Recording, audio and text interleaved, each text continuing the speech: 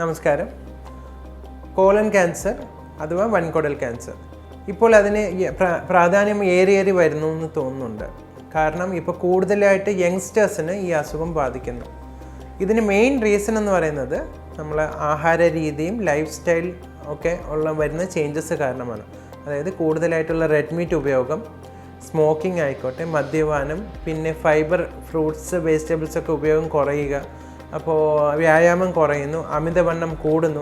ഇതെല്ലാം കാരണമാണ് ഇതിന് കൂടുതലായിട്ട് യങ്സ്റ്റേഴ്സിന് വരാനുള്ള ടെൻഡൻസി കാണിക്കാനുള്ള കാരണം. ഇതിൻ്റെ ലക്ഷണങ്ങൾ എന്ന് പറയുന്നത് നമ്മൾ മലബന്ധം വരികയോ മലാശയത്തിൽ കൂടെ നമ്മൾ മോഷൻ പോകുമ്പോഴത്തേക്കും ബ്ലീഡിംഗ് ആയിട്ട് കാണുകയും ഒരു അകാരണമായിട്ട് വെയിറ്റ് കുറയുകയും വിശപ്പില്ലായ്മയും എല്ലാം ഇതിൻ്റെ ലക്ഷണങ്ങളായിട്ട് കാണാൻ സാധ്യതയുണ്ട്.